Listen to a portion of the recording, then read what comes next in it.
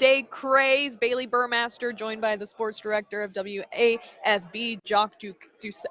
Help me out here. Jacques Doucet. Thank That's you. okay. Mouthful for it's me. It's not John Smith or something. It's a little more complicated. We are here on Radio Row in Dallas for SEC Media Days, taking over D-Town as all the SEC coaches descend on Dallas for the first time in the history of SEC Media Days, only the fourth time out of Birmingham, Alabama. And this conference is going to look very different with the addition of Oklahoma and Texas. What do you expect from these two Big 12 blue bloods entering the SEC? Yeah, Bailey, the conference continues to get bigger and better. 2012, they added Texas A&M and Missouri, right? That's been a while, and now we've got a couple of heavyweights in the sport. When you talk about Texas, the Longhorns, and Oklahoma, the Sooners, I know just from the LSU perspective, to have LSU play a regular season finale against Oklahoma in Tiger Stadium is going to be a pretty massive event, I believe. So, 16 teams now in the league. How many more will they add? When I was growing up as a kid, it was always, well, Clemson and Florida State, they would fit perfectly, and that hasn't happened. But every year when we come to this event, it seems like that there's, if not an earthquake, the tremors from the previous earthquake across the changes in college football. And for many years, a lot of things just didn't change in college football. Now they've changed very quickly in a short period of time. No, that's absolutely right. And, no 16 teams, no more divisions makes for a lot of interesting storylines, of course, this season. We have to, some of those you have to talk about Nick Saban. You cannot talk about SEC Media Days without Nick Saban, who has traded in his whistle for a mic this year. First time he's not coaching in the SEC for the first time since 2006. Kalen DeBoer set to take over. You're going to see a 12-team playoff. NIL and transfer portal are the talks of the town, and something you mentioned that was funny that Commissioner Greg Sankey also talked about earlier was, will more teams come to the SEC? He was pressed on that quite heavily multiple times and kind of doubled down that 16 teams is today and 16 teams is tomorrow. How that remains to be true if the college football landscape continues to move as much as it has, it kind of remains to be seen. But, I think the SEC is something he might be right, is one conference that just remains season after season with its strength of teams. Yeah, Bailey, I think you're just going to see a bigger separation between your haves and your have-nots. I heard somebody reference, can you remember back the start of 2007 when Appalachian State beat Michigan to start the season? And, people remember Boise State, right, when they played against Oklahoma and had the trick play and won the game. I think that those fall further and further behind, and the powers are just going to continue to rise to the top, especially in the dominance now of the NIL and the money being invested in student athletes and whatnot. I don't know if that is going to be sustainable or not, but those kind of things are interesting to talk about. You mentioned Nick Saban. As a young whippersnapper, I covered Nick Saban when he was the head coach at LSU way back in the day. You talk about baptism by fire. Ain't that the truth? Into this profession. I'd grown up in Louisiana, and I just dreamed if I could cover LSU sports one day. And then I had Nick Saban as the first coach I covered, which, I covered a national championship my third year at the station, which was awesome. So, but he was tough. You could ask him about a beautiful sunny day outside, and he might chew you up and spit you out. So it's interesting to see him now in the media, and from what I've seen early on, he's going to be fantastic. No surprise there. So today, day one of SEC Media Days, you have LSU, Ole Miss, South Carolina, and Vanderbilt. LSU, BK, Brian Kelly up on the podium. He's the first one to talk. What have you taken away from just them getting here today and getting their boots wet and whatnot? Well, he's entering his third season, and the first two seasons, I think the first season I'd give him an A-, B+, inheriting what he inherited from Coach O. Really rough situation. Hit the transfer portal, had some hits in the transfer portal, had pretty much all hits in the transfer portal.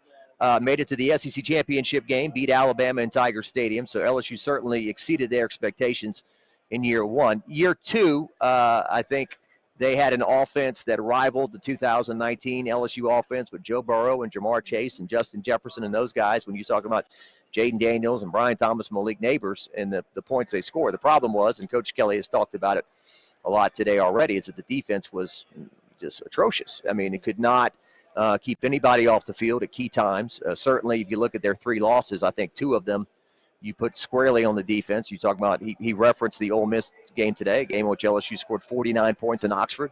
gave up 55 and lost. He said that loss cost us a shot in the playoff. And so he totally cleaned house, no pun intended. Matt House was the defensive coordinator last year. And so all the defensive coaches from a year ago, for the most part, are gone. He brings aboard Blake Baker, a very young, bright coach from the Missouri Tigers who had been on the LSU staff back in 2021 for only 1 year.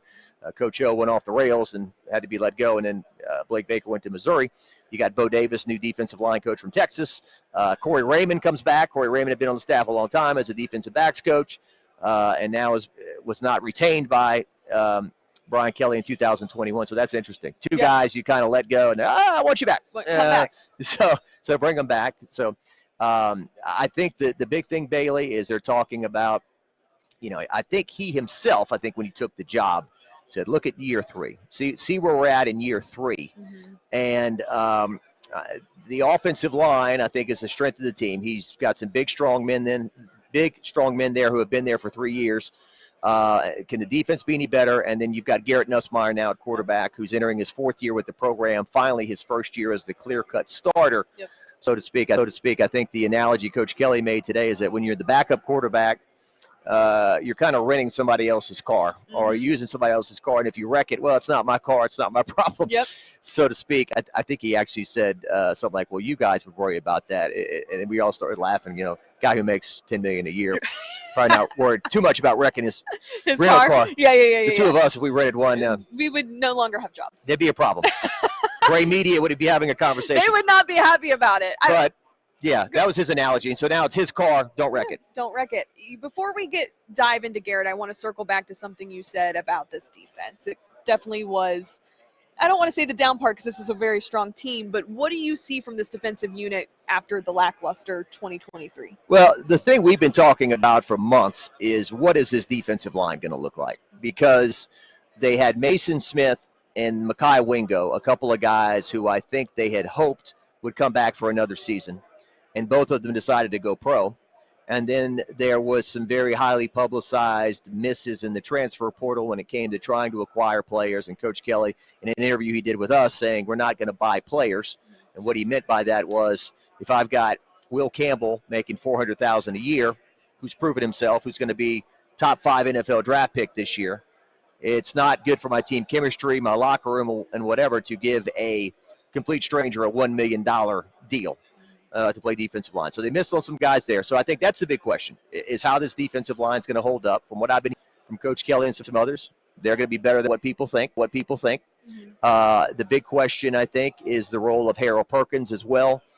Harold Perkins has been on the team for 2 years. He's certainly been a dynamic player at times. His first year as a freshman, I believe he had 7.5 quarterback sacks, 13 tackles for loss. Last year he had 13 tackles for loss. Again, the quarterback sacks went down, and there was a lot of debate amongst the fans. Is LSU doing the right thing with Harold Perkins? Are they playing him in the right spot?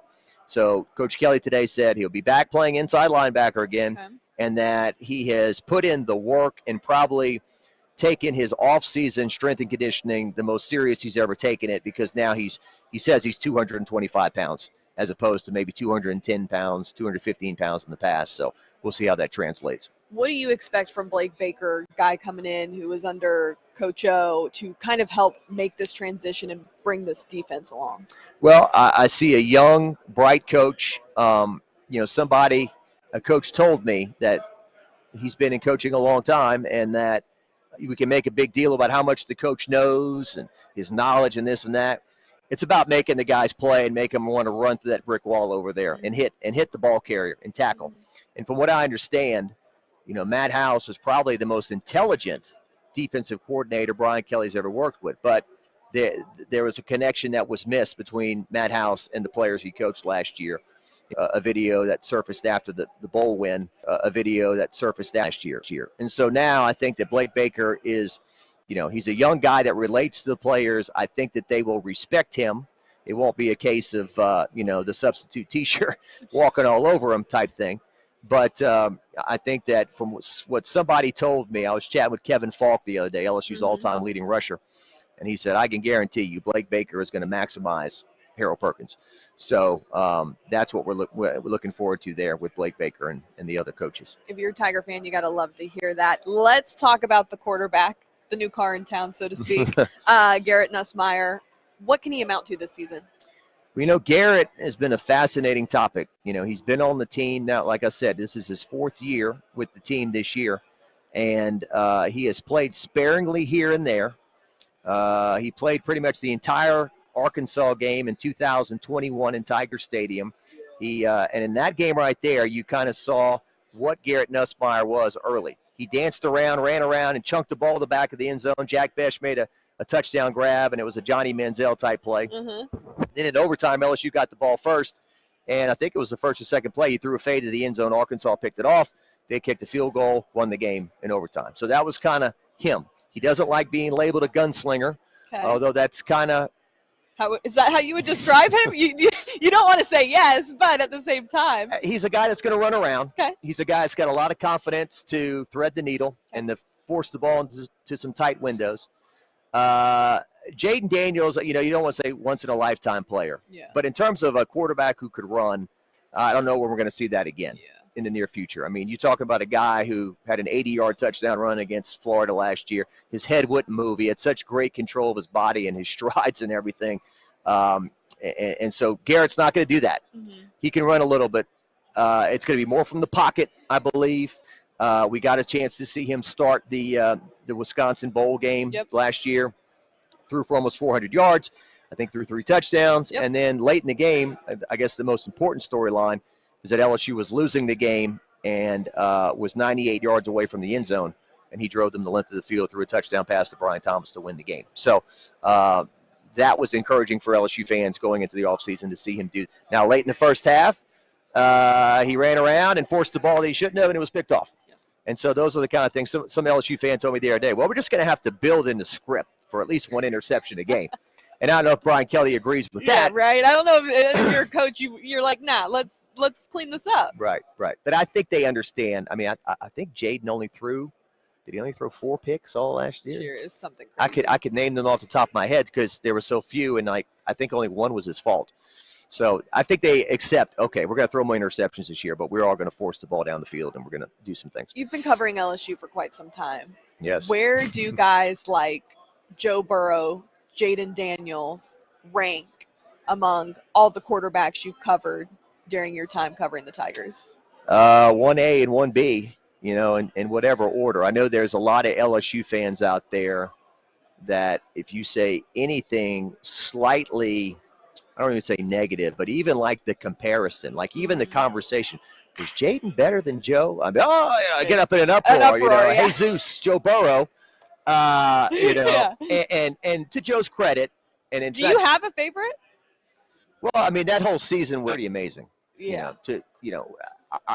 Our jobs, we don't work on a roof. No. We don't dig a ditch. We've got a pretty great job to work. But it is, you do hard work. But that season was like a magic carpet ride every day. Yeah. It was like the press conferences, the coaches show, the games, the team getting off the bus, everything was amazing.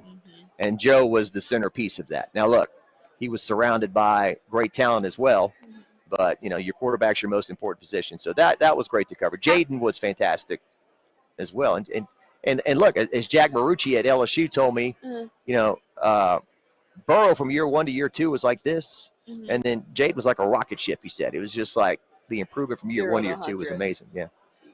Was Joe Burrow as great with media as he seems to be now in Cincinnati? Yeah, he was not a hot take guy. He was not I'm going to say something to go viral. That wasn't him. I think he was pretty restrained. His dad was a coach, and he came from 2 other brothers. He's got 2 other brothers, and so I think they all kind of kept him in check for the most part. He definitely brought a lot of, I guess swag is a very outdated term, but Riz? Riz, bling, Riz. whatever, what he wore and just his demeanor and just above all what he did on the field, the way he played. Now, LSU had not beaten Alabama since 2011, the game of the century, when they went in there in 2019 and Burrow took over the show and pretty much stuck it to him the whole night. And from that, I mean, he had done things earlier in the year, the 3rd and 17 at Texas to Justin Jefferson and whatnot. But that was the day he truly, became a legend when LSU went to Alabama and finally beat them in Tuscaloosa. Yeah. So Garrett Nussmeyer show from here on out. When you look at this team, I want to look at their schedule. It's a very intriguing schedule for me. They open up against USC in Vegas. You guys going to that game? Absolutely, we will be there. LSU hasn't won a season opener, Bailey, since 2019, since Joe Burrow was the quarterback of that 15-0 national championship team. That's interesting. So that's an interesting note. Yeah, in 2020, Mike Leach, rest in peace, at Mississippi State, came to Tiger Stadium and threw for 628 yards, I think, in that funky COVID season when there was nobody in the stands. Wild. And then LSU got their teeth knocked out by UCLA in the Rose Bowl in 2021 and then lost to Florida State on a missed extra point in the Superdome. And then last year got boat raced in Orlando by Florida State. So had won a season opener in a long time. So there's a lot of pressure to finally, hey, let's start 1-0 for a change. When you look at their schedule, what are the games you have marked? I see here, they have Ole Miss at home. They travel to Texas A&M late October, obviously Bama, and then they end the season with Oklahoma. Yeah, certainly the season opener. You're playing in Las Vegas. Mm-hmm. I mean, just all these crazy Cajuns alone going to Las Vegas. That's a recipe for disaster. We know yes, that. Yes. I hope he doesn't mind me sharing this, but I was small chat with Coach Kelly yesterday, and I think he said something like, if we can come in Sunday afternoon and play the game Sunday night, you taking 100 young men to Las Vegas? That is right. Yeah, that's I don't think he'd be alone in that sentiment. I think that would make sense for a lot of coaches in the league. I mean, LSU football players, whoever, 18 to 22 years old, taking 100 of them to Las Vegas, it could be some work. But no, the Vegas season opener, that's big. And these non-conference season openers and these neutral sites are, I don't want to say controversial subject, but it's still a big subject. I think a lot of fans want us. I grew up on being able to see Ohio State, Florida State, all these different Miami of Florida in Tiger Stadium. Now you're taking that game out of Tiger Stadium, you're playing it somewhere else. But LSU does have a home and home with Clemson. We also heard today Coach Kelly saying he wants to play a game in Ireland at some point. So that's down the road. But the season opener, I think, the Alabama game is just going to lose without Saban in the game. It's just going to lose a lot of that punch, because even the kids in the LSU student section who weren't even born when he was coaching at LSU, they were chanting some things at Nick Saban because he coached at LSU and, went to Alabama, the arch rival, and all that. So, but that'll lose its luster a little bit. Ole Miss coming to Tiger Stadium will be a big deal. Yep. Lane Kiffin has beaten LSU both times they played in Oxford. He's lost both times they played in Death Valley. So we'll see what happens there, because Ole Miss, I think this is their year. They're thinking this is their year. Well, that's what I wanted to get at is, do they have the ability to clinch the SEC? And if the answer is no, they got to be one of the 12 teams in the playoffs. You speak about Ole Miss. Yeah. I mean, from what I've heard and what they've invested in NIL and having Jackson Dart back and this roster, and Lane Kiffin got 65 transfer portal players in the last 3 years? Yeah, maybe. They deem him the portal king. And it's funny when you hear Lane talk about it. I mean, he's just going by the rules of engagement to build his roster, but he doesn't like this either. He doesn't think, and I don't know how you feel, but turning over your roster 50, 60 players every year is not good for the sport, is what he feels. No, so I played soccer at Oklahoma State, and I've been on panels before NIL was officially through, talking about my perspective, and I think it's great that athletes get what they deserve in their name, image, and likeness. But I think my concern is what you're seeing now is there's no regulations on anything, and it breeds an unfair playing ground, especially when you leave things up to state regulation at the same time. Yeah. So right. it gets sticky, and I think, don't want to say it, but you got to believe transfer portal and NIL became a big deal of why Nick Saban decided, hey, now it's time to walk away. And I think there's a lot of coaches that don't necessarily want to be college coaches in the sense, because you got to shake hands and kiss babies and do the recruiting. And now it's a whole nother level. Yeah. Joe Brady, for example, who came to LSU as the offensive whiz kid in 2019, he is exactly what you're talking about, I think. I think Joe Brady and people like that, they have no interest in hopping on planes and flying across the country and trying to talk guys out of leaving the team who are already on your team, re-recruiting your roster, and then, having to go recruit kids and the transfer portal and deal with handlers and all that. They just want to go to a building and coach football. Yep. And that's what the pro game is. Go to your building, coach football, coach on Sundays, Mondays, whatever. You're seeing a lot more of these college coaches say, you know what, I've had enough. And Nick Saban in particular, and it's the old Bill Parcells line, if you want me to cook the dinner, then I need to shop for the ingredients. Yep. I need to do the grocery shopping.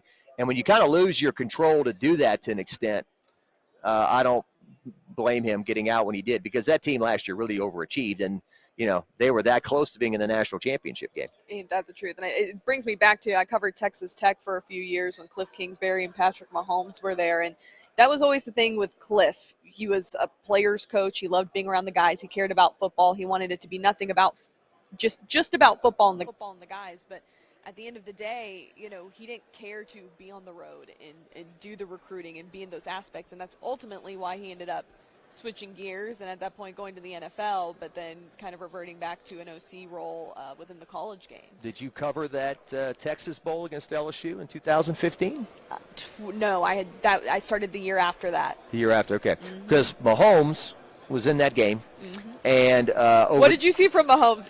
I was about to say. Were you like, this kid's got something, or were you like, because people, when he got drafted, people had no idea who he was, and rightfully so. Texas Tech was not a good team. They were not strong. He had no real players around him. It was literally just Patrick Mahomes slinging it. I think before he got there, there was this feeling that Texas Tech produced stat machines, guys who put up big stats, but they didn't have the physical tools, or they didn't have what it took to play in the NFL. Now, on that LSU defense, there were a lot of guys playing in the NFL, who are playing in the NFL now, your Jamal Adams and whatnot. Yep. And I think they scored a lot of points. Texas Tech did. LSU ran away from them. Leonard Fournette trucked that defense. Yeah. But Texas Tech did throw some fajitas on the field, the tortillas. Tortillas, yeah. When they scored, and I think there was definitely a feeling of, that guy's different. Like Patrick Mahomes, that guy can play. And sure enough, covering the Saints as well, Sean Payton, the head coach of the Saints at the time, was trying to draft him during that draft, and that's one of the big, I guess, what ifs. But then it's also, to me, it's like, well, I think Drew Brees played another 3 or 4 years after they drafted. Yeah. So how would you were going to push Drew Brees out the door? I don't think so.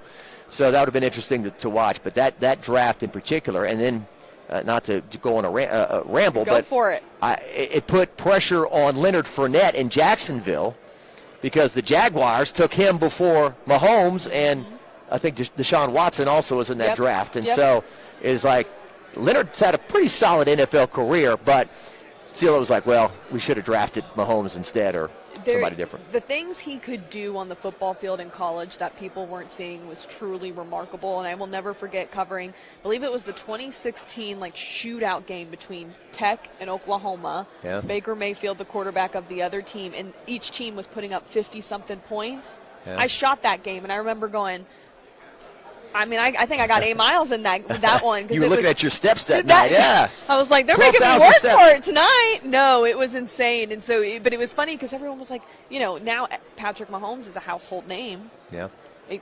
At the time, it was kind of like, if you watch the Big 12, which most people watch the SEC, let's be fair, Mahomes wasn't on the map. Well, and it's also, the Big 12 was labeled as a league that did not play defense. Correct. It was soft. The SEC was always kind of labeled, more physical intensity. Yeah. You guys are playing flag football out that Big 12. You don't tackle and this and that. So, certainly. Let's see, how many? Has he won 3 Super Bowls? 3 Super Bowls. And he played in another, Yeah. or lost to Tom Brady, right? Bucks. Yeah. So how old is he? He is 20. He's still in his 20s. 27. And they just announced a third baby too. Wow. Well, he's got it all going on. Three kids and 3 rings, huh?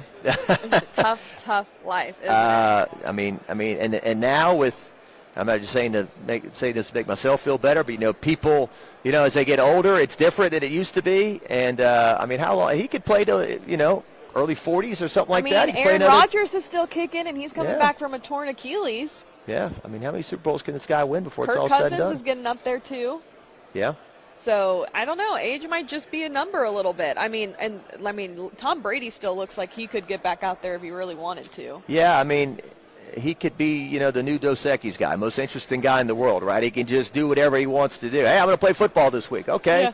Tom Brady signed with, whoever. He can start one game, get him in the playoffs or whatever. But, yeah, I was a little, I don't know if I was surprised that he stayed retired. I thought he could still do it. I mean, it wasn't like physically he couldn't throw the ball anymore. Yeah. Like Drew Brees, his arm was shot and he couldn't throw anymore. But yeah. So. Well, to wrap up here, give us your prediction for what happens with LSU this year. Oh, man, predictions. I saw that today the graphic said that they're 7.9 wins is what Vegas has them at. Interesting. I had seen 8, which is 7.9 is basically 8, but I'd seen 9, I thought, and 9.5 maybe in some circles. I think if they don't make the playoff, it's going to be disappointing, the 12-team playoff. Yeah. I think that is the goal. That is the reasonable goal, to make the 12-team playoff this year. I think that they need to go 10-2 in the regular season to ensure that they do that.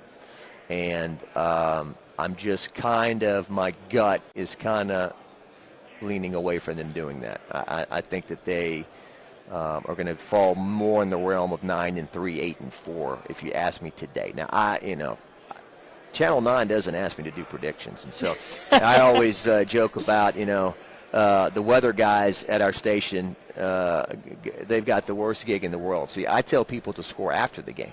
You don't have to tell them to score before the game. The weather guys tell you it's going to rain tomorrow or not. They're right 95% of the time. You miss it once, and people want to hit, hear pitchforks and stuff. So anyway, I think that they're about a 9-win team. Hopefully around that point. So that's what I'm kind of thinking today. I just don't know about this defensive line, and I think the offense will be still very good. But my question, Bailey, is that how much did Jaden Daniels mask? How much did one individual kind of spray some perfume in the corner, to cover up some stuff that smelled a little bit, so. Do you think that answer is he masked it a little bit? I mean, if you look at that defense, yeah, I mean, he won the Heisman last year, so I think he got his credit. But if you look at that team last year, I mean, how many games did Jaden Daniels have to keep the offense scoring and scoring and scoring and scoring to win? I mean, certainly the Florida game at home, certainly the Arkansas game at home, the Texas A&M game at home. I mean, without Jaden Daniels, that team last year could have losing record maybe. Yeah. It could have been 5-7, 4-18. Could have been very, very different. All right, we're going to take a short break here on your Media Day Craze stream. Jock, thanks for joining us. Thank you for having me. I had a good time. LSU. Yeah. Look forward to the week and chatting some football with everyone. Yes. We'll be right back.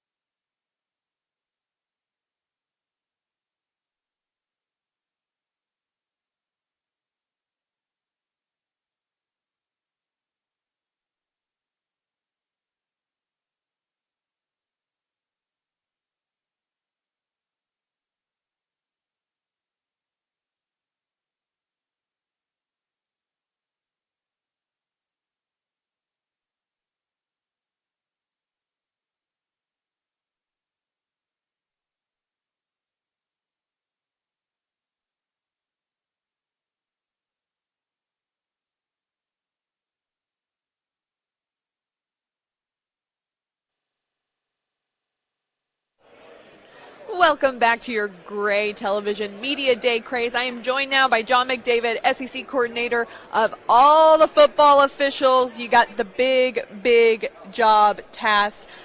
Spent many years officiating. Tell all the conferences you've been a part of, your history of just how you ended up here with the SEC.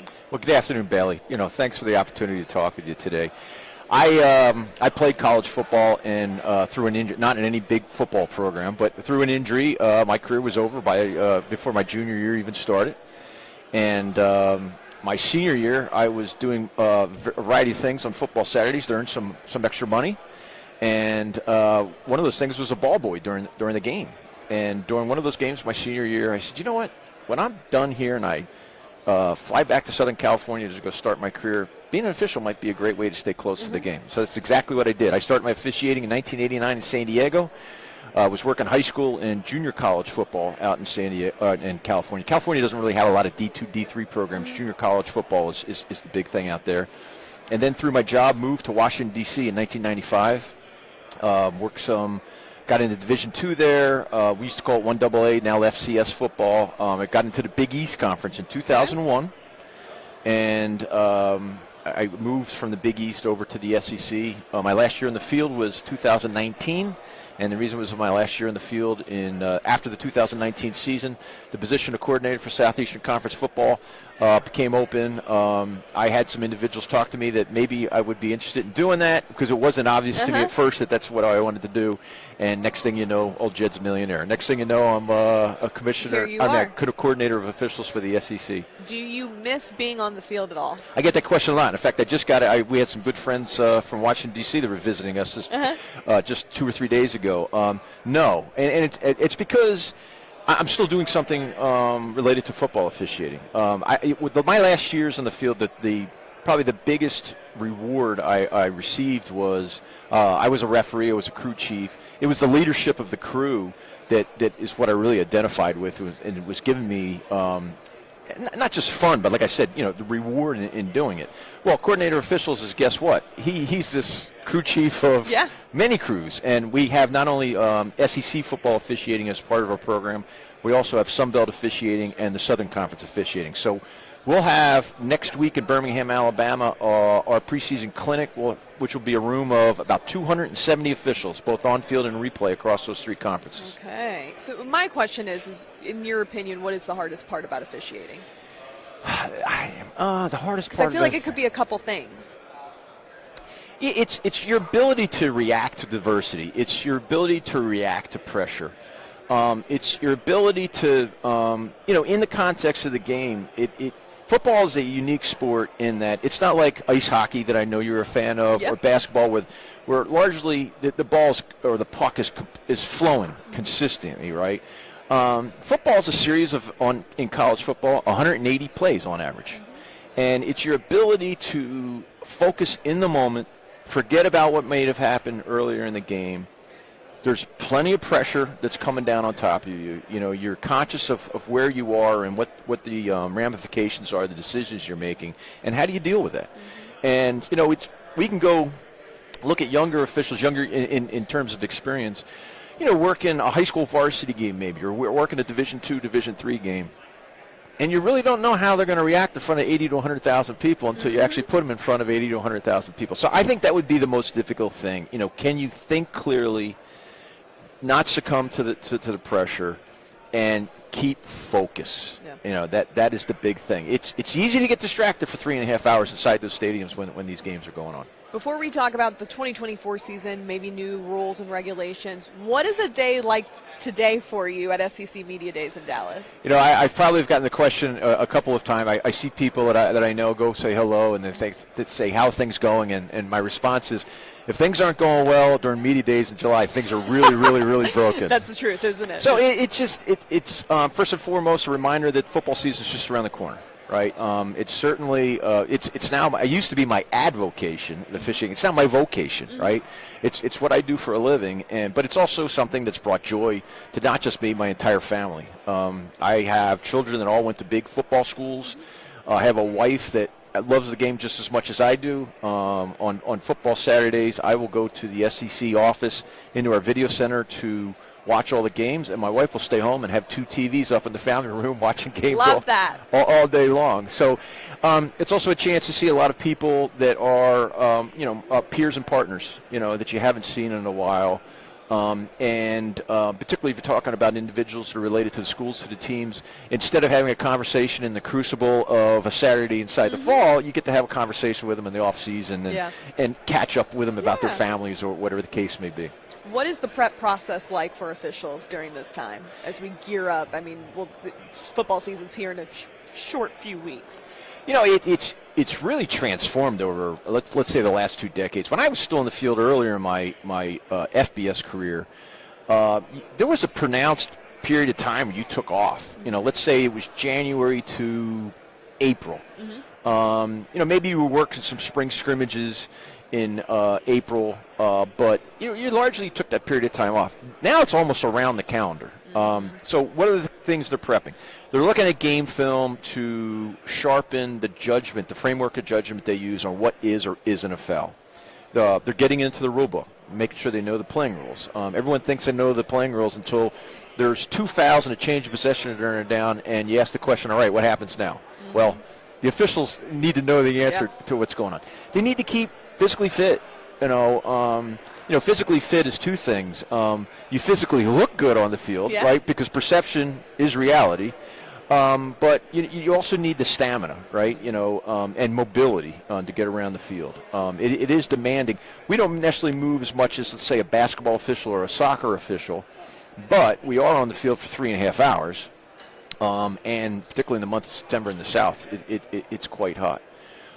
So those are the 3 things that you're doing quite a bit to get ready for when we welcome them all in Birmingham next week.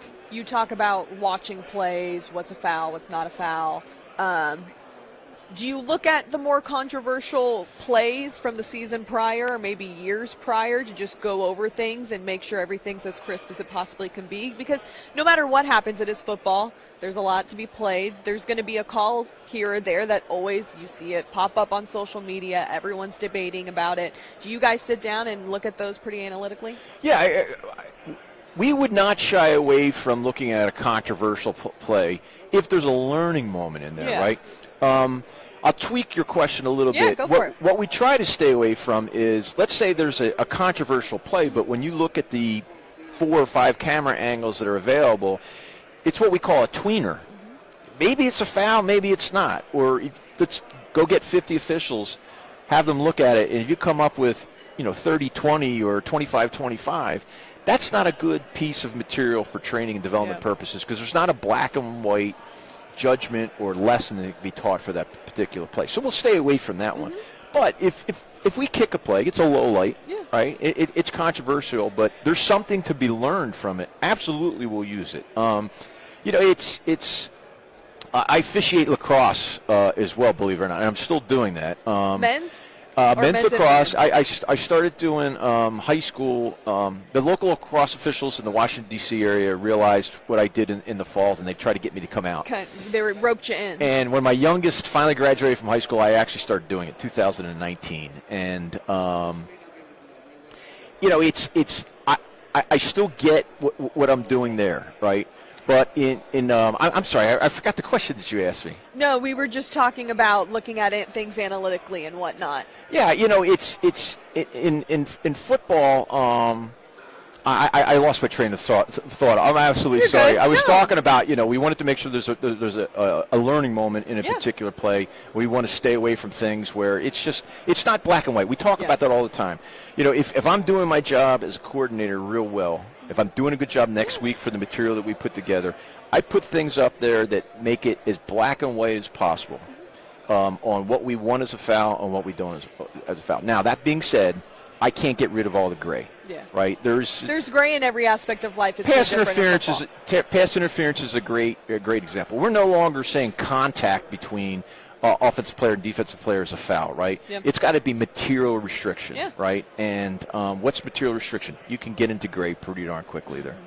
Well, so I want you to break down a little bit for fans this season, any new rules or regulations that they should be aware of for 2024. But I want to get to the one I'm most interested in, and then I'll let you kind of take the reins on anything else. Is that a penalty? She's giving the horns down signal. You know, I believe it or not, I was asked this question probably 10 times last year. Because it's a big, okay, so full disclosure, we have not talked about this. I'm a Big 12 girl. I played soccer at Oklahoma State. I love a horns down. So it would fall under, if it is a foul, Okay. it would fall under the part of the rule book that talks about unsportsmanlike conduct. Okay. And what I ask my officials to do when evaluating a potential unsportsmanlike conduct, they need to make sure they can get it into one of three buckets. Okay. Is it taunting? Is it making a travesty of the game? Okay. Or is it otherwise a compromise on our ability to manage the game, right? So a horns down signal, if it's observed by one of our officials, it's going to be situationally or contextually evaluated, and it's got to be in one of those three buckets. If I am an opposing player that just scored a touchdown and I'm running up the sideline with my teammates and I give a horns down signal amongst us, not directed at an opponent, and it's not taunting, right? I ask my officials, if you're trying to, what's a travesty of the game? It needs to be something that offends the senses, right? It almost needs to be, if you take that particular act, not necessarily horns down, but something that maybe is it's potentially a travesty. If you take it out of the context of a football stadium and go do it in the middle of a parking lot or in a shopping mall, is it a problem? Would people find that offensive, right? If the answer is no, then it's probably not making a travesty of the game. No, I mean, if I'm running around the streets of Dallas doing horns down, maybe, depending on who you catch. Contextually, right? Who you catch. But, I mean, I feel like what you're saying, and you tell me if you would call it or not, Carson Beck rushes in a 5-yard touchdown, horns down to the fans, nothing crazy, just a little turns around, goes back to the sideline. You calling that or no? Probably not, as you described, Speed. Now, the third bucket is it otherwise compromising our ability to manage the game? Is it the 10th time he's done it? Okay. And is it creating, higher temperatures on the field because of it? It's a little bit different context, right? Yeah. I've come up with this framework because we hear all the time that fans, teams don't want officials inserting themselves into the game needlessly. Let's let the two teams settle it. Well, guess what? When you put an unsportsmanlike conduct foul flag down on the ground, it's 15 yards and potentially a first down for the offense. Guess what? We just inserted ourselves into the game.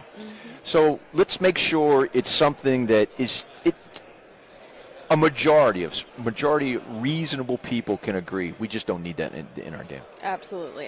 By the way, we have things like the gator chomp. We have things like the shark fin, at one of our schools. It was just, I think the thing about horns down, especially in the Big 12, it became such a talking point when they decide it could be a penalty that then you almost saw it ramp up even more because people just like to be petty, for lack of a better word. And I think that's the question I've gotten a lot, is it going to be a penalty in the SEC? I'm like, now I know. Now we know how it is. Well, you could probably guess. I don't get far using words like petty, so I don't use petty. That's not in my vernacular, right? No, I have to be empathetic. I have to listen to our teams. But I think everyone can relate. In fact, it's more than I think. I've used my description of how we're going to evaluate unsportsmanlike conduct for 3 or 4 years now with our athletic directors, not just in the context of horns down, but in a lot of different situations. And, I'll give you an example. We had a game during my first year as a coordinator was the pandemic year 2020, and we had a game where a player took one of his opponent's shoes and tossed it downfield about 15, 20 yards, right? That was making a travesty of the game, right? And I got a phone call about, is that a foul? Yes, it's a foul. Well, why is it a foul? And I walked them through the progression of what I just talked about. And when I had that conversation, the person said, all right, I can accept that, right? It wasn't a ad hoc real-time decision by an official. We just shouldn't allow that. It was in the context of something we've talked about in the past of, is it taunting, is it making a travesty of the game, or is it compromising our ability to manage the game? What other rules, regulations should fans be aware of going into this season? The big thing that they're going to notice, and my guess is it's going to be being talked about by our television partners on-air talent, is that we're allowing two big pieces of technology to be used now on the sidelines. Technology largely resembles what's been allowed in the Sunday game in the National Football League, but now it's a part of the college game. The first is the ability to have a direct radio communication between the coach and one player on the field for his team. On offense, it's typically going to be the quarterback. On defense, it may be they're a linebacker or a safety or whatever that team decides to do. The Southeastern Conference is using exactly the same technology that the National Football League is using. So it's this technology that's quite proven, right? It doesn't affect my officials really that much. The only thing it really affects us is that we need to, just like what we see on Sundays, there's going to be a unique green sticker on the back of a helmet that has a radio in it. Yep. And we need to make sure that there's only one radio set on the field at a time. But other than that, it's something that goes on the sideline. It doesn't really involve us as officials. Think about the coach headsets that have been there for decades, right? Same thing, right? We don't really get involved with that. The second big technology insertion that's now a permissive rule under the NCAA football playing rules is the tablets. Commissioner Sankey talked about that this morning in his address. And they're allowed now to have full motion video, which is a difference, by the way, with the National Football League. Believe it or not, the National Football League is using the sideline tablets to still look at still pictures, still photographs. They don't have video. Our teams are allowed to have a video feed from the broadcast that you're watching at home, as well as two coach video cameras. One is what we call the All-22, the high 50, and one from the end zone. They're allowed to be looking at that. What they're not allowed to do is otherwise have some analytics running in the background or be able to bring up game film other than the one that they're in at that particular time. But they're allowed to use that now on the sidelines. As a fan of college football, how much do you like the addition of the headsets and the iPads to just kind of evolve the game for the college level? I don't know, Bailey, if I have a strong opinion on there, except for this, right? I'm not predicting anything here, but it's not out of the realm of possibility that the coaches wanting to maximize use of particularly the radio slows the game down, right? And if it does it? What does it do to tempo of the game? Do we run less plays per game? I think, and not only myself, but the individuals that are responsible for the well-being of the game, they want plays out of our game on average, right? Instead of, we had about 179 plays per average, 178 across FBS last year for the 2023 football season. At the same time, the National Football League had 154 plays per game, right? For the health and safety of the athlete, we'd like less plays in the game. Does the technology slow the game down and take plays out of the game? No, that's not the intent of adding the technology, but is it an ancillary effect that it has that ultimately, in John McDade's opinion, would be a positive? All right. Well, thank you, John McDavid, for joining us here Absolutely, on Gray Bailey. Television's Media Day Craze. We're going to take a short break, and then we're going to have more coming up.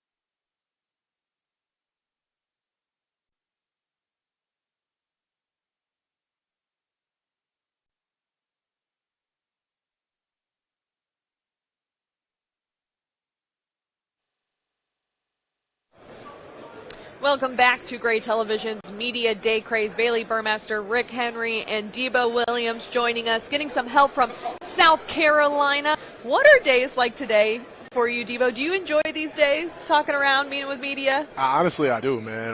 One of my goals is, I want my own TV show, like an Ellen or Oprah, and I just want to bring people on for them to tell how they went from 0 to 100. How did you become successful, So I honestly love it, for sure. So what fascinates you the most about people? Just that everybody comes from somewhere, and we all have to prevail and put in the work to get to where we're trying to go. Obviously today, the day one of SEC Media Days, just what are your expectations for South Carolina this season? I expect a SEC championship and a national championship. I always expected it. I expected it last year. It didn't go the way it was supposed to. Now we got to come back. We got to go back to the drawing board like we've been having. We got to execute.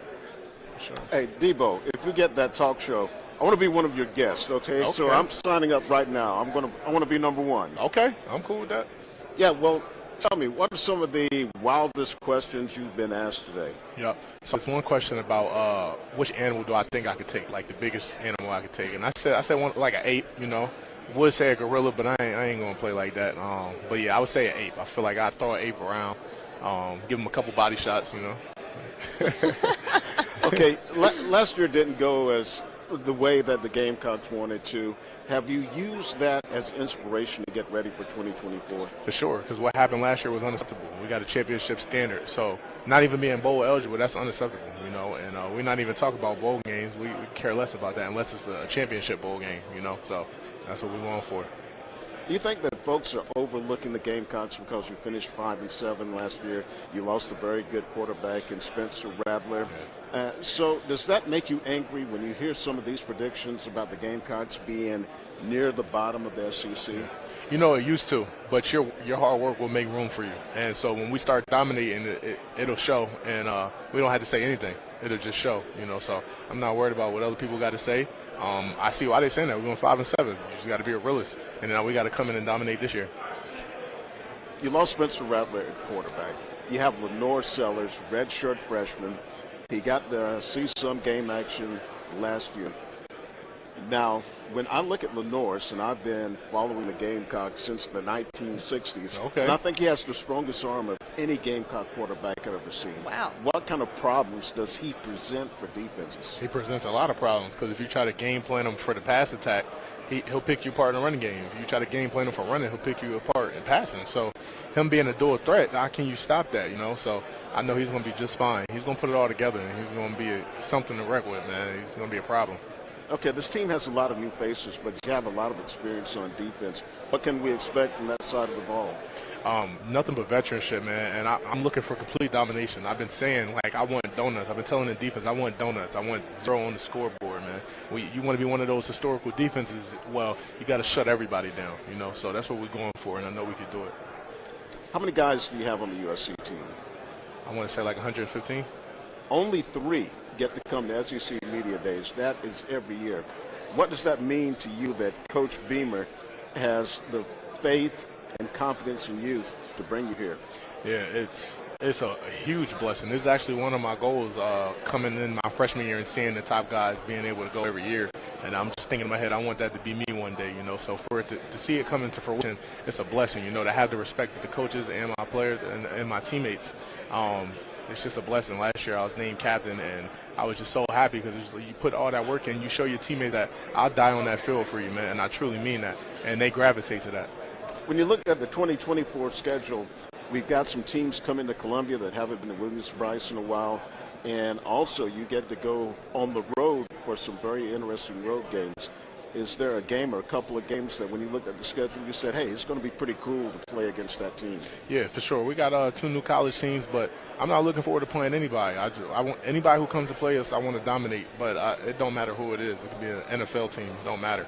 So, but I didn't mean to interrupt you, but you good. Do teams, as players, when the schedules come out, do you look at it and go, ooh, yeah, I like this? Because I look at your schedule and I go, it's kind of a midseason gauntlet. You have Ole Miss, you're at Alabama, you're at Oklahoma, and then you have Texas A&M. Yeah. I'm going, okay, I know by week 5 or 6, we got to buck up. Yeah, I feel like some players, some teams do that. Me personally, I don't care who it is. I honestly just show up. They tell me who we playing the week before, and I'm watching film like a madman. But before that, I don't care who it is. You talked about goals last year. SEC coming to SEC Media Days Yeah. is one of them. Now you're here.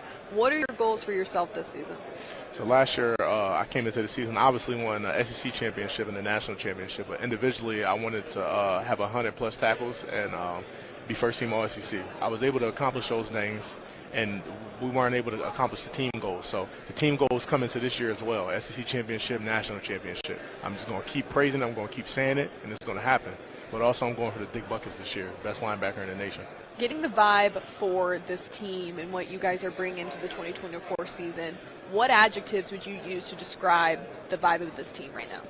I would definitely say we're ready. As far as like just we're hungry, we're starving. Like we need this. This is for the community. This is for Columbia, our town, our city. And better days are coming. It's here now. So it's time to make it happen, you know. You know, with Oklahoma and Texas coming in, going to have more eyes on the SEC than ever before. What kind of message will the Gamecocks send to the rest of the country this season? That we're a force to be reckoned with, for sure.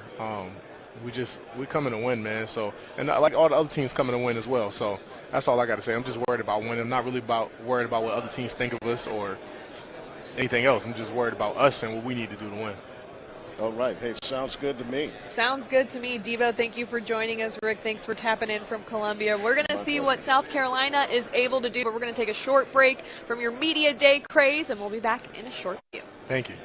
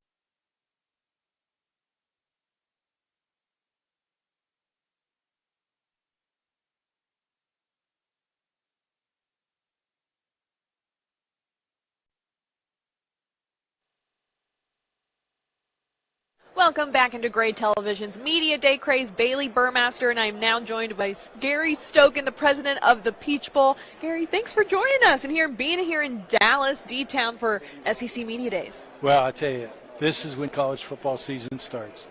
When you come to SEC Media Days, you know it's right around the corner. And we're so blessed to have just a tremendous Aflac kickoff game this year with number 1 Georgia against number 15, and some people have said number 9 Clemson start the season. And then to have a CFP playoff game, the SEC championship, and the national championship game. 4 games with all teams ranked. The lowest team ranked would be 15 in all those cases. So great way to start the college football season. Great way to end it in the capital of college football, Atlanta, Georgia. It is absolutely insane. The matchups, I love how far out they are, but then they come around and they're still as great as ever. What do you expect from this Clemson-Georgia game to come in the Aflac Kickoff Bowl? You know, going through Radio Row here at SEC, it's kind of interesting, the talks. You know, when you look at, both Clemson and Georgia, there are unlike a lot of programs in the country right now, which mainly are developed through transfer portal. Both Georgia and Clemson have made high school recruiting and development of their players cornerstones of their teams, and both have been successful. 4 out of the last 8 national championships are Dabo Swinney and Kirby Smart teams. So great success by great coaches. We could set a record in Mercedes-Benz Stadium with the turnout we're going to have. Do you anticipate that, just with, the fan bases at Clemson and Georgia Pack obviously being the local team? So many alumni in Atlanta, easy drive, and both teams are fired up for the beginning of the season. So it's a great way to kick off the college football season. What is this year's kickoff for a cause? Yeah, thanks for mentioning that. Yeah. We were founded in 1968 as the first bowl for charity. So we've kept that a big part of our mission. We're the number 1 charitable bowl game in the country. We've given $63 million to charity since 2002. This year, we hope to raise somewhere $200,000, $300,000 to give back to Aflac Cancer and Blood Disorder Center at Children's Healthcare of Atlanta. We've given $22 million over the last 5 years.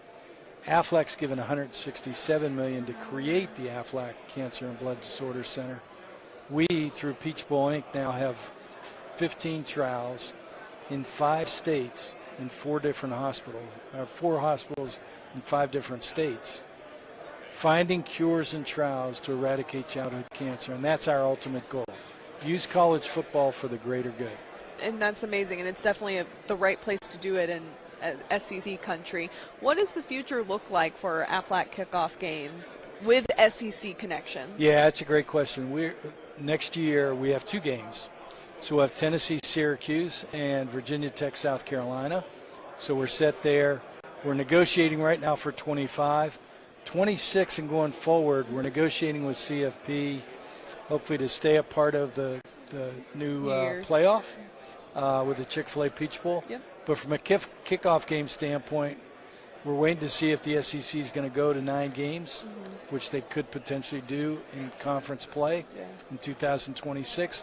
That would shrink the inventory available for neutral site games. So we just have to wait and see past 25, 26. How much does all this college football realignment really, if it even does, influence the bowl game, so to speak, and at the end of the year, especially with the 12-team playoff coming into play?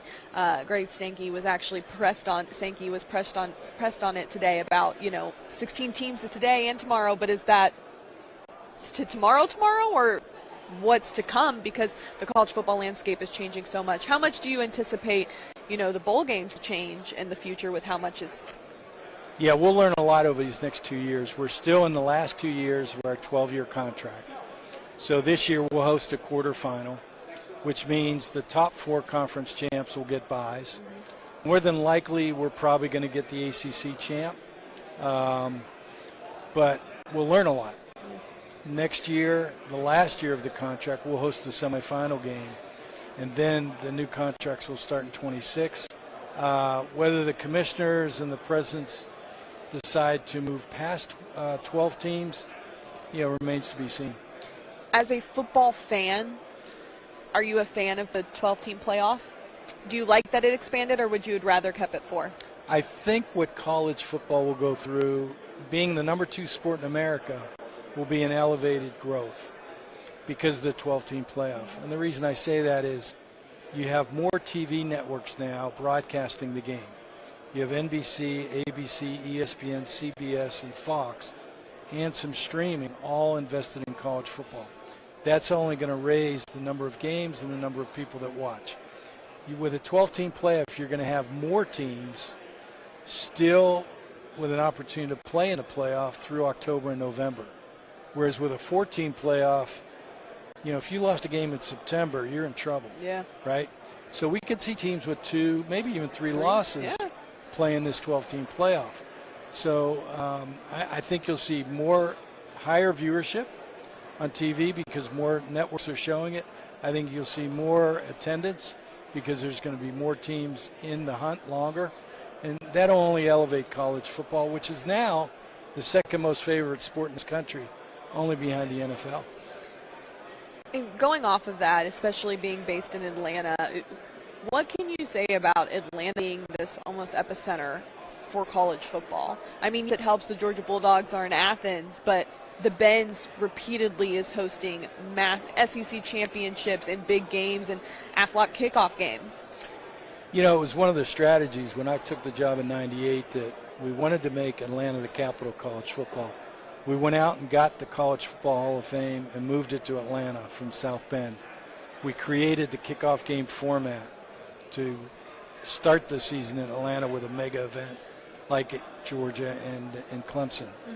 Mm-hmm. We helped bring the SEC championship game after its first 2 years in Birmingham. The Peach Bowl helped bring it to Atlanta and sold tickets for them. So all this has been the culmination of a strategy because we're inherently in a college football hotbed with most of the alumni bases of ACC and SEC schools live in Metro Atlanta. It's an easy drive for the SEC and ACC schools. So we're just inherently built that way.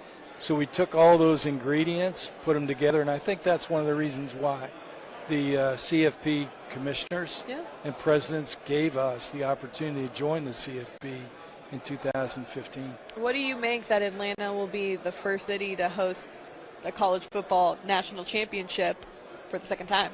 And I think that's part of it, right? Yeah. I think they had great success in 18. It was a great game, but everything else went well because Atlanta's just built to host mega events. You're going to see next year the Major League Baseball All-Star Games in Atlanta. The next year the World Cup's in Atlanta. We'll get a Super Bowl probably in 29 or 30. Mm-hmm. We'll get the NCAA Final Four coming back. So, we're just blessed to have 16,000 hotel rooms downtown, all within walking proximity of the great facilities like Mercedes-Benz Stadium. Mm-hmm. A corporate community as well as a government community that get it, that get sports, they're willing to support it, as well as work together to make big events come off most effectively. So we're very blessed in Atlanta, and we're happy and proud to be a part of it and happy to create events like the Aflac kickoff game, be a part of the playoff going forward, and be a part of the college football landscape. Yeah, well, sports are never slowing down in Atlanta, and college football will continue to keep being better and better. What do you expect from the matchup of that Clemson-Georgia game? Well, two interesting teams. Georgia obviously is coming back with a lot of people, both offensively and defensively, even though they had a lot of kids drafted. Clemson's defense is going to be one of the top defenses in the country. I think the key is going to be Klubnik, the quarterback at Clemson. Yeah. Will he step up? He's had 1 year under his belt now. He's a five-star high school quarterback. Can he take Clemson to the next level against the top-ranked team in the country in Georgia? Sellout game, raising a lot of money for charity. So it's just we're very, very blessed to be a part of it, and we can't wait. We're ready for it tomorrow. I'm worried because, after Georgia dropped that SEC championship game to Alabama and, ultimately missed out on the Final Four, I look at the Georgia Bulldogs and I'm going, they're going to come with some serious vengeance this season. Well, their goal is to play 4 games in Atlanta, Mercedes-Benz Stadium. The first game in the Aflac kickoff game, the SEC championship, the Chick-fil-A Peach Bowl quarterfinal, and then the national championship game. Can you imagine 4 games in Atlanta, your city.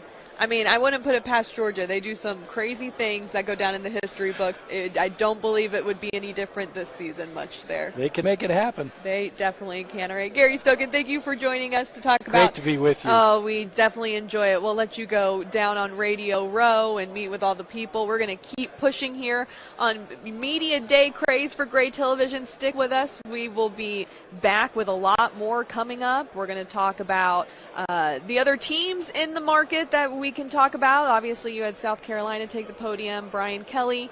So we will hopefully have more for you just around the corner. Stick with us.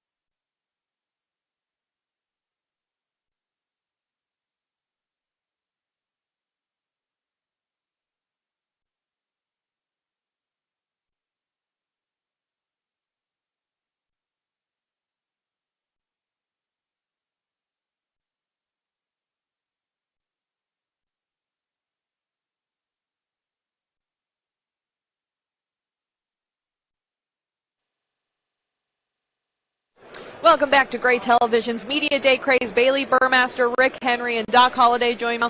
We're going to ride you out here all the way to the end of this stream, and we're going to talk about everything SEC. Let's start with the new look of this conference. Obviously, the Blue Bloods from the Big 12, Oklahoma, Texas join. What do you make of the SEC now that there are no more divisions and you have teams that are powerhouses like Oklahoma and Texas joining?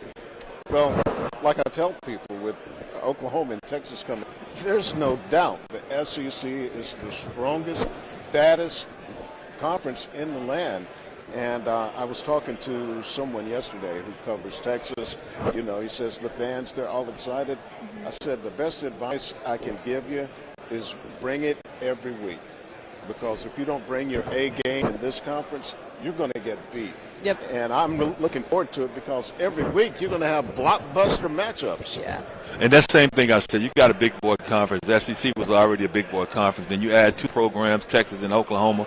They've been big boys for a long time. So now you can't take any weeks off in the SEC. You really couldn't take any off anyway. But now you got Texas and Oklahoma coming in, and now no division. So it's the top two teams make it to the SEC championship game. So, hey, what can you say about that, man? You got to be on your P's and Q's from day one. So maybe I'll be the negative Nancy of the group because I'm a Big 12 baby. Played soccer at Oklahoma State. Okay, so I'm familiar with OU and Texas. And every year, and you probably know this paying attention to football, every year it's like, Texas is back. They're going to make a splash, and then they don't. Now, last year was an exception. I think we would all agree, right? And OU has always been the dominant powerhouse of the Big 12. But it's different. Things are different. Brent Venables still kind of getting his footing a little bit with OU. Texas, Steve Sarkisian has really righted the ship. Quinn Ewers really helping everything there. But do you think both of those programs are able to find success in this first year in the SEC? Or do we think there's going to be a little bit of growing pains? Well, it depends. What will you define as success in the SEC for those two teams? Is success contending for the conference championship, making the playoffs, or maybe, having to settle for maybe 8-4, 9-3 in the regular season? So I think success for them would be competitive. Don't come in here and you have some games where, it's a 30 or 40-point loss. You don't want that. You want to be competitive and be able to put a scare, hold your own against teams, like Georgia, Alabama, Ole Miss. So I think if they come in and they show, hey, we belong, we're not going to get pushed around, we're going to put a scare into some people and say, hey, look out, maybe not this year, give us a year or two and we're going to be right up there fighting to be the king of the hill in the SEC. Yeah, and you make a good point, Rick, because what are the expectations? How do you determine what success is? Your Texas and Oklahoma, it's not like you're two scrubs coming into this conference. Well, that's what I'm saying. Yeah. They're not going to be happy with 8 wins.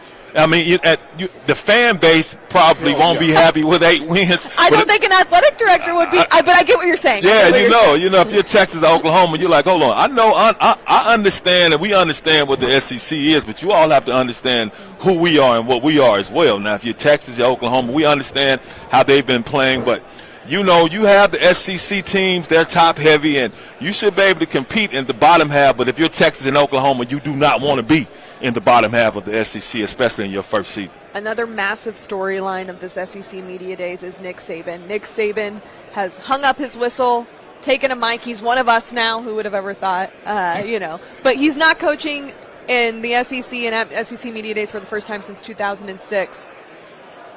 What do you believe Saban's impact now can be on the SEC as a voice, as someone who is no longer in it but has been a part of it? Well, whenever Nick Saban opens his mouth, people listen. Yeah. They pay attention. So whatever causes that he wants to put out there and support or not support, people are going to pay attention. But given his long-time history in the SEC, he's going to support things that are going to be in the best interest of the SEC, not necessarily the rest of college football. So I think it'll be kind of interesting to see just what he hangs his hat on. Yeah, just how much he's out there and how active he is. So he's the godfather. He's the godfather of Alabama football. He's the godfather of SEC. Once Nick Saban opens his mouth, everyone listens. So he probably, might need to sign a contract with the SEC to be their PR person because he's on ESPN. And he's going to speak everything good, SEC, everything good, Alabama. But he deserves the right to, when he opens his mouth and he talks, you all listen to what he has to say. When I heard him say they asked him for a credential earlier today, that was hard for me to believe, man. It's hard for me to believe they asked. No. Come on, Nick Saban. That was a bad joke. Yeah, okay. Yeah, it had to be. It had to be a bad joke because I think anyone that sees Saban, yes, sir, wherever you want, you just go. You just go wherever you want. But it's funny because you said hang his hat on stuff, and when he talks, people are going to listen. I think a lot of it is going to be the discussion around recruiting calendar and NIL and how that's been affecting the game. It's still very early in this process, but what do you make of the state of college football now with players being able to capitalize on this stuff? Well, I think it's long overdue. I thought it was just a sin when you look at how much money college football brings in, not only for the schools and the coaches with their high salaries, but the whole economy of the towns. I know, like in Columbia, South Carolina, when the Gamecocks are playing, hotels are full, gas stations, restaurants, malls. Everyone is making money except the people who really make it possible, the players. Yeah. So NIL isn't going away. Of course, there need to be some modifications because, some people are, anytime big money is involved, some people will try to bend the rules a little bit. So you have to have some well-defined rules that everyone is going to be playing by those same rules. But, of course, we got some schools out there that have a little more money than everyone else. Ain't that the truth? Yeah. Well, it is what it is. It's business. It's long overdue. You're talking to somebody who played college football, and I used to watch when we used to try to wait for our little $30 a month check because they didn't feed us on Sundays. So now to see these young men and young women, but young men, since we speak in football, actually getting paid for their talents because you make so much. These colleges they're signing billion-dollar contracts. So you got to pay these young men who are putting their lives on the line out there and infusing a lot of money into the university. But Doc, how much do you think it's changed the camaraderie in a locker room because guess what? Carson Beck's driving a Lambo. You could be a walk-on or third-string scrub at safety, and you're probably whipping a Corolla. Well, the dynamic changes. Yeah, I tell you this, Bailey. If you're a walk-on, you really don't have much to say anyway. That's just me. I was a walk-on, and I was full ride by my senior year. So watch your mouth. No. I have a lot of respect for walk-on football players because I used to look at them and be like, yeah, you all doing two-a-days just like us. But you don't reap any other benefits. But you already had a separation because let's be honest, you had cats getting paid anyway. Well, let's be real. If you have not in Memphis, not in Memphis. Not in Memphis. Not in Memphis. If you have $100 price tag, you're worth your price tag, right? Yeah, you are. Scholarship. They're not giving you 100% scholarship for you to ride the pine. No, it's not happening. No, that's just how it goes. And you've always had that, but you're gonna always have jealousy. You're gonna always have envy. You're gonna always have that because you have people with alpha mentalities. And I want to be the best player. I want the most playing time, and I want to get paid more. So you have cats talking. I'm gonna get rid of $2 million. $2 million. Yeah. 1.5. Hey, listen to the man, okay? Because he's been in those locker rooms. Yes. He's been on that stage. And there's always going to be jealousy because, hey, let's face it, the stars, the better players, they're going to get the most shine. And, back in the day, they got the most benefits. But I think the crazy thing now is loyalty dead in college football? Before, because you'll know this, like old school was like, you ride it out. I'm gonna stick with this team no matter what. And now it's like, we're losing and they're offering me more money. I mean, I think of like Caleb Downs going from Alabama to Ohio State, and that NIL deal I'm sure was a big reason why, and it's an easy recruiting tactic. Now I do think there's a middle ground in the sense of maybe the players who aren't these big names that can get those type of deals, but then they say, okay, we have a solid team, and if we all stay and we stay in that unison and we decide to ride this, who knows what this could be. But I just feel like that's not the case anymore. I'll let you have it, Rick, then because I definitely have something to say. Yeah. Well, as far as like loyalty, you look at the coaches. you know, when they get a better opportunity, sometimes it doesn't matter. I mean, look, you know, we had somebody just play for a national championship and they jumped ship. Okay, and what are the players thinking like, oh man, you know, we came this close and see you later, coach. Yeah. So I like, why shouldn't the players also, you know, have the same opportunity? And I put it this way, as far as players are concerned, when you're close to someone in the locker room, especially now. Now, we do have a text group for the Memphis Tigers. Now, cats who transfer it out, they're not allowed on the text. They're like, no, you didn't finish. You didn't finish here. But I think now, when you have teammates that you went to battle with, you understand the business of it, man. You know, if you can go get a meal, man, I want you to go get your meal. Go get your bag. You know, go get your bag, man, because we understand that. But now, if you're leaving because you're afraid to compete, we understand the difference between that. Yeah. So you're just scared to compete. Yeah. So now, if you're afraid to compete, no respect for you. But if you're going to get that, man, go get the money. Go get what you do you think that? And do you think with that the culture is different? I feel like maybe even 10 years ago, when people didn't want to compete, you would sit there and go, "Well, you're soft." Like step up to the challenge. In today's world, it's like do you feel like locker rooms are holding people as accountable because of how that plays into things? Well, it depends on the leadership. Go ahead. No, go ahead, Rick. Yeah, well, I just want to say, you know, there's no place for softness in football, right? No, there's not at all. Not at all. No, but there is. Okay, all right. I mean, okay. Tell me I'm wrong. Hear me out. Hear me out. Even at the NFL level, there's guys who walk into that locker room just to get a paycheck because it's a big paycheck. Tell me I'm wrong. That's soft to me. Okay, well, but once they bust you in your face, you know, that's softness. Hey, they're not going to get that. They're not going to get that paycheck if they go out on the field and they're soft. Yeah. They've got to be tough. I mean, there are plenty of guys. You know, I talk with college guys who are not football fans, right? Yeah. If you start talking to them about the history of football and NFL, and they go, "Well, you know, I didn't watch a lot of football growing up," and you know, not just football players, but basketball players. Some of them play because they're good at it. They can get a scholarship, and they can get paid. But that's not being soft, you know, because you still got to be hard. No, and I guess I'm talking about that's the difference between star players and role players. And you have to have role players on every team. Not everyone's the superstar. No, and that's the reality of college football, though. If you're not the star player, you're not necessarily reaping these benefits we even talk about on a daily basis. Well, that's true, and I get where you're coming from, but because you're like it's emotionally, mentally soft. You're just out there. Just to get a check. Like physically. I know you exactly. Yeah, I know exactly what you mean, but like Rick said, you do have a lot of players. They're only playing the sport because they're good at it. They're not academics of the sport. They don't study it. They don't care about any of that. They just can go out there and play. They don't even love it. Yeah. They just have the ability to go play and perform and to get paid. So I get what you're saying, but yeah, you have a lot of players like that, but that's just the reality of the situation. Everybody, you know, they're not football historians. It's just like, man, I can ball out. I'm gonna go ball out, man. Let me get paid. Let me get this. And let me get up out of here. So let me take this another way too. Student athlete. Do we even care about the student anymore?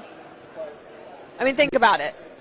Yeah, you've got to care about about the student, because guys have to be smart to realize that, hey, may not make it in the NFL, and if you make it in the NFL, you've got to be smart enough to keep your money. So yeah, but do you?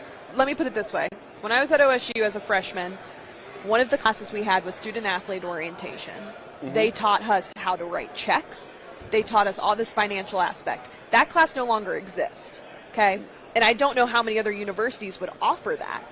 But are kids really, teachers, universities really taking the time to hone in and give these kids the resources they need to be successful? So if they do get any money and they can't play professionally, they are set up. I don't know if that's I have not heard, and we are in this industry, of universities that are doing that.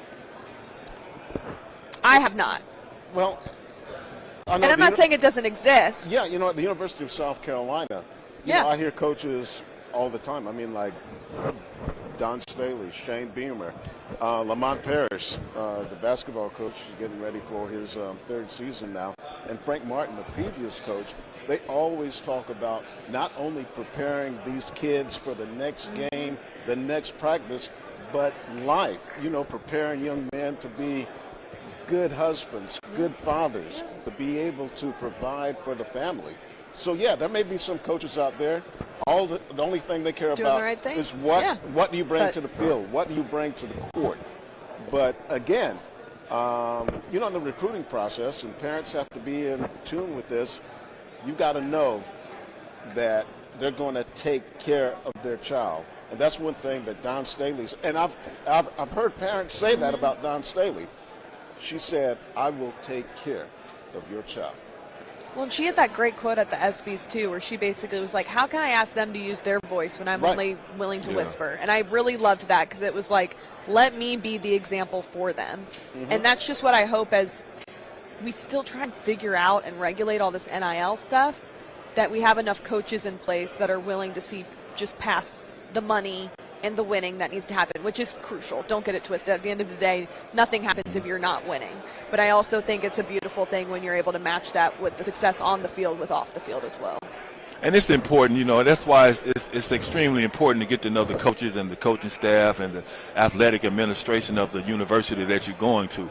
Because I know it was Memphis State at the time, it's University of Memphis now. Even now, Penny Hardaway, Ryan Silverfield, University of Memphis, they bring speakers in. Not only do they have class, but they bring speakers in, like during camp, to talk to these young men. And I know Penny brings people in to talk to them all the time about financial literacy, because that's something that, we weren't really taught. But financial literacy, like you said, checking accounts, working on your credit and all those things, and understanding the value of money and building relationships. So it all depends on the coaches and the athletic administration who place emphasis on the student part of it, because a lot of coaches, they couldn't care less about the student part. It's just about, what can you do for me? I got to recruit. You got to go to class. No, forget Yeah. class. I need you in film sessions. You got to be self-sufficient. Exactly. You have Yeah. to. You have Well, to. and Like at South Carolina, every year they have something they call like the senior seminar, where they bring the senior student athletes in, and they bring different people from the community to talk about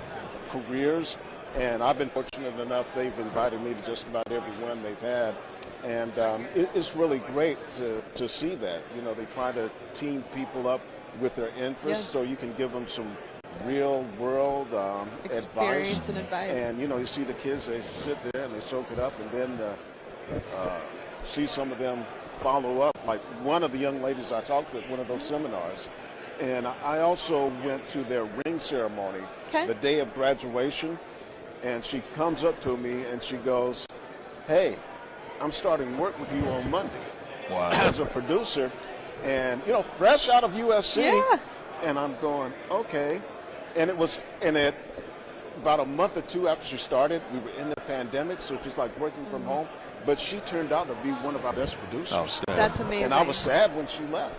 That's amazing. So, and there are plenty of stories like that. But again, the school, they have to have the right focus, parents, and the students themselves. There's a big obligation. Commissioner Greg Sankey talked earlier today, and he talked about, he has a student athlete council. He talks to these athletes about what are their biggest concerns.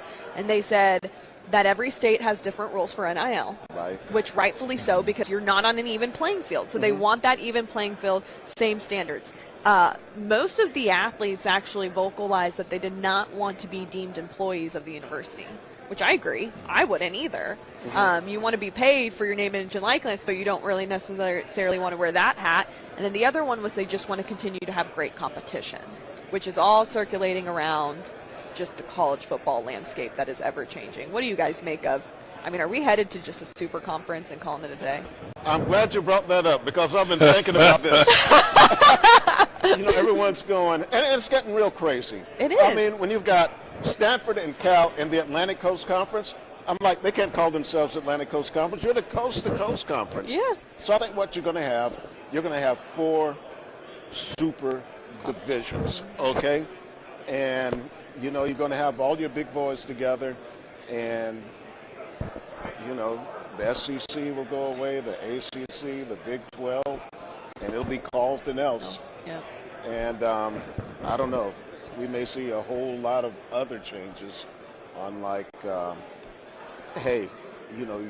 from year to year, you have to reach a certain standard. or we're going to kick you out You're to a booted. lower division until you can play your way back in. Well, you know what? The NCAA may not want to hear this, but I said it years ago, especially now you bringing in Texas and Oklahoma. SEC, especially with football concerned, they can really be their standalone right now and be like, you know what, we're going to have a championship. That's going to be the national championship. We the big dogs in college football. Now what? You know, what kind of NCAA, what really can they say? Because that is what it is. Not to say the quiet part out loud, but is the NCAA even really relevant? Negative. I honestly, I They're say going to negative. come for me, but I don't think they are either. No, because they've been too quiet for too long and just kind of waiting for things to play, play their way out. And they've just been looking, and it's like, okay, we've waited too long. We need to say something, but it's too late. You've lost, a lot of people have lost respect. Like we're saying, when Nick Saban talks, they listen. When the NCAA talks, people may yawn and look the other way. And that's a great point, because if the NCAA, let's say it was a person, and they walked in here right now, we'd be like, hey, a couple of years, we'd be like, hey, NCAA. Yeah. Now you'd be like, who? Man. Yeah. Hey, what's up, SEC? How you doing? How you doing, How you doing, Mr. SEC? How you doing? Yeah. It's the reality of the situation, man. They've lost a lot of credibility and respect. Yeah. I wrote down some of the things Sankey said that I thought were really interesting. He kind of started his opening statement with, it's time to update the expectation. Do you think, with how things are going for the SEC right now, 16 teams, which he said 16 teams today, 16 teams tomorrow, and he was pressed multiple, 3 questions in a row of does that mean you guys could expand? And he was like, I've made it clear, I'm talking about 16 teams today and 16, very politically correct answer. Do you think the SEC could expand more? Certainly. Within the next 2 years? Okay, well, say 2 years, 3 years ago, and somebody would have come to you and say, hey, you know what? Texas and Oklahoma may be going to the SEC. California and Stanford to the ACC. UCLA, Southern Cal, Oregon off to the Big Ten. What would you have said? Okay, what kind of stuff are you on? Yeah. So, but now it's more likely than not. Yeah. I think especially, too, if the revenue keeps going up. Yeah.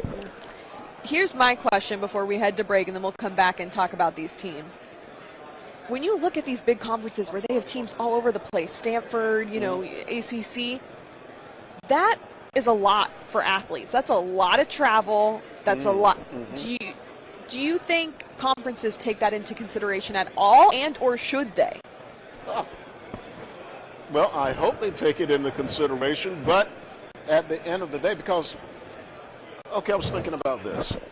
Okay, you take your normal SEC team going on the road like South Carolina. Okay, you travel on Friday. Yes. You get there, get settled into the hotel, maybe have a walkthrough, whatever. And then Saturday, you play the game. Immediately after the game, boom, get on the charter and go back. Yep. Okay, now let's say a team from the ACC, let's just say North Carolina, going out to Stanford. Right. Do you wait until Friday to go, and then you got the whole thing with about the time change, jet lag, and everything, and then you battle what the NFL does. Come back, and the poor kid, they get back late, and they've got in 6 hours they've got a test. Okay, so if they really thought a whole lot about the kids and their schoolwork, they probably go, this is crazy. Then somebody goes, hey, let's crunch these numbers. We'll figure it out. And that's why I said you talk about it. You like you want it. Hey, let's keep it regionally. We don't want to put too much on them. Then they'd be like, okay, here's a check. What's that number? We'll figure it out. It's okay. It's okay. We'll figure it out. Don't worry about it. It's wild. It's truly wild because traveling is a lot. You guys, I'm sure, travel a ton for work, and you work time differences. I mean, for them too, you have school, you have classes, you have walkthroughs. It's not easy. And, these are college kids. They do have other extracurricular activities we won't discuss. But in the NFL, it's do we get there early and then you risk players going out? Well, Bailey, you know what? I think what we are with college athletics now, which is good for them, even though you're traveling right now. Be like, we got class. What time class? Hey, dog, log me in. Call, hey, log me in the class. You somewhere, you somewhere at a restaurant. Hey, log me in, log me. Here go my log in credentials. So they can log in from anywhere. They don't necessarily have to be in front of the computer. I'm just being honest about it. No, and usually, I don't know, but when we would go to like tournaments and stuff for Big 12, they would send an academic facilitator, and we would have a study room, and it was like they would watch you take tests and whatnot. Interesting. So, but that's women's soccer. We're not football. We chartered once my entire 4 years. Oh, okay. So very different aspects. Well, I know they do have, they have tutors that go on the road trips. You know, they'll have study hall out on the road. Now, when the two of you were in college, did they have people who would go around and check the attendance rolls to make sure you were in class? Yes. Yes, we used to have to get something signed to let you know you were in class, and I got in trouble for that quite often because sometimes I'm sleeping. He was not going to class. Coach, I'm sleeping. Coach, I'm sleeping. I would just become friends with them. I'd come once, give them a chicken biscuit, and just say, remember that. Well, I know at USC, South Carolina, they would have someone who would Attendance physically checkers. go to the class, look, and go, okay. And especially with football, if you're not there, you're going to be running the stadium steps. Yeah. I've run many stadiums in my life, and it is not fun. It is not fun. Okay, and on that, we'll take a little break, and when we come back, we will dissect this SEC for the teams that we think might be the top dogs. Stick with us.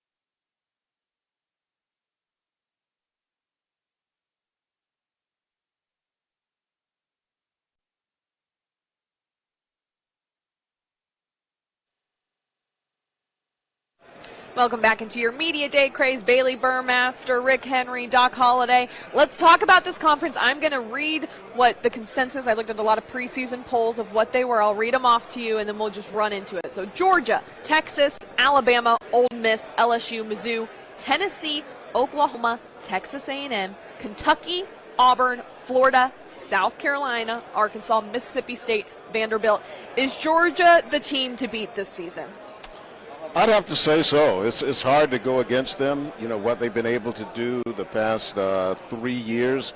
And I think if you're going to win the SEC, it's one way or the other. You got to go through Athens and the Georgia Bulldogs. You have to. Georgia, Kirby Smart, trying to get his third national championship, in 4 years. Just look at the program he's built there. I mean, they're just playing some great football. I think the reason why they didn't win it last year because for some inexplicably they had trouble stopping the run. But they are the big dogs. They are the big boys on top right now, and everybody else has to look at Georgia and try to get through Georgia. So, yeah, they're definitely the favorite to me. 42-2 in the last 3 years. You know, I was not really on the Carson Beck train when they started the season. I wanted to see what he could actually do. Then he played Auburn, and I think he really showed that he could be consistent and sound and go and win them a game in crunch time if needed. I will ride the train this year. I do believe he is the best quarterback in college football. Agree or disagree? Well, you know what? I really want to see. The thing, when I'm looking at Carson Beck and I see what he, you know, all the yards he threw for and the touchdowns, how can you not say he's not, because he's playing probably the best, he's playing for probably the best team in college football, but it's easy when you have just dogs in every position around you. You mean offensive line. Everything's easier. Everything is easier. Tight end, running back, receivers. So not taking anything from Carson, but it's hard for me to put that jacket on him right now because you're surrounded by 10-star athletes, not 5 stars, 10 stars. So, but you can't take anything from what he's accomplished so far and his skill set. Yeah, I'd like to follow up with what Doc just said about having a star-studded roster. When South Carolina joined the SEC in 1992, they had been an independent.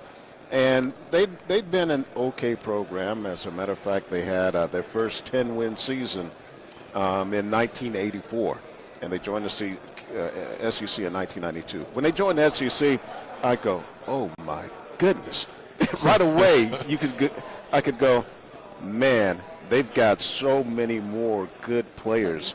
And when I look at teams that could make a big run in the SEC, it's like, what is the depth they have with good players? Everyone's got good players, but when your number one guy goes out, can the backup give you winning football? If they can't give you winning football, then you're only as strong as your weakest link. That's a step down. And that's been one of the problems with South Carolina over the years. When they're really good, they are loaded. Like in 2011 when they went down to Georgia, and, man, that defense, you had Clowney, you had Stephon Gilmore. They had NFL players just about the entire first-string unit. And when Will Muschamp came and one of the guys from that team had a celebrity basketball tournament, and a lot of the guys from that 2011 team came, and Muschamp came over to me and said, I see why they were 11-2 3 straight years. There's a lot of talent out there. And now when, you know, you're hardly getting people drafted, you're going to struggle in the SEC. Bailey, you know what Rick is doing. Let's see. That literally buried. He's trying to knock some of that dirt off South Carolina. At 13. They're buried down there. They're buried down there. They're buried down there. Hey, Shane Beamer addressed that. He goes, yeah, you know, I know people are going to, you know, pick us like 13, 14. Listen, give him his time because we're probably not going to make it to anyone below 10. I know. That's why I totally understand what he's doing. All right, so spot number 2, we have Texas. Texas is over Alabama at 3. I find that a little disrespectful to Alabama. Yeah, but again, people are going, well, you know, they don't have Nick Saban. They had some people transfer out. And so everyone wants to see, okay, what is the post-Nick Saban era going to look for the Crimson Tide? They still have the foundation, though, is what I'm getting at. And Kalen DeBoer isn't just some random coach they picked up. He's a very signified coach that has the wins and has put the structure in place at Washington, and now is just trying to keep the train moving at Bama. Yeah, if I'm Texas, I wouldn't want to be picked above Alabama in this first year. Yeah, Put us underneath Alabama. but you see, I mean, you can understand what it is. Look at the season Texas is coming off of. I mean, come on, they were big dogs as well, and you know, I think it would be disrespectful to Texas to put Alabama over top of them because they're like, hold on, because everybody attributes Alabama's success to Nick Saban. Even though he had 10 stars every year, you know, he's still a great coach, but you still have to get those 10 stars able to play, and he was able to motivate them and get them to play like that. But Texas, seeing what they have and seeing all the football talent in Texas and what they got going on, I can understand Show me you can do it in the SEC for a second year. And like, you know, you played really well last year. Show me you can do it a second year in the SEC, and maybe I'll actually believe Texas is back. That's what We're I'm going to getting at. find out. Yeah, quick fast. Let's talk about the fourth team, Ole Miss. I find them absolutely fascinating. Maybe because Lane Kiffin is one of the more charismatic coaches in college football, period. But he's been labeled the portal king of sorts because he got 65 transfer portal kids over the last 3 years. And he really put the Rebels on the map last year. What do you expect from this Rebels team in 2024? Well, I expect a lot more of what they gave us last year. I mean, it's amazing the rich history that Ole Miss football has, and that's their first time winning 11 games was last season, and they played Penn State in the Peach Bowl and just beat the brakes off of them. Then you look at the players he has back with Jackson Dart, almost 3,400 yards, 23 touchdowns, just 5 picks, a school record low. And they only turned the ball over 7 times, I think, last year. So you got him coming back. You got Trey Harris. I said, you know, Quinshawn Judkins is gone, but they're gonna be riding a Bentley because you got Ulysses Bentley the fourth toting the pill back there, and you got a defense that should be a lot better. So. You know, Lane Kiffin, he's a talker. He's a smooth talker. He may be able to recruit him from WIS. We call them yappers these days. That's how good he is, man. Yeah, I think Ole Miss, they've been that train coming down the tracks for the past few years. Yeah. And, you know, the whistle is getting louder. They're blowing off more steam. And he is the king of the transfer portal. I mean, he took one of South Carolina's best receivers, Juice Wells. He's going to – I mean, I have a strong feeling this Rebel team is definitely going to be in that 12-team playoff. Indeed. I mean, you look at some of the people he added, especially on defense. You get the D-tackle from Texas A&M, Walter Nolan.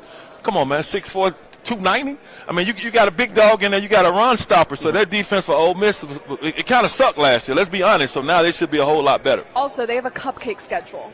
Have you guys looked at their schedule? Furman, Middle Tennessee, at Wake Forest, Georgia Southern, Kentucky, at South Carolina, at LSU. Oh, cupcakes. Oklahoma. South Carolina. Why you doing like that? I mean, the 14th for a reason. I'm just stating the facts. Hey. The facts are the facts. Could have waited until At least, I know, man. She could have done that tomorrow.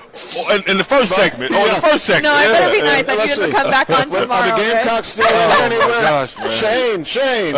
At Arkansas, Georgia, at Florida, at Mississippi State. So there's some gauntlet schedules. This is by far one of the easier schedules, and it's Ole Miss. So if they can play like they did last year, they should be a shoo-in for that 12-team playoff. Oh, yeah, they got to take advantage of it. You have to. I mean, if there's a such thing as having a cupcake schedule in the SEC, Bailey, you really just read one I out. really thought. You really just read one out. I Correct, get SEC though. flowers, Correct, but that's yeah. come on.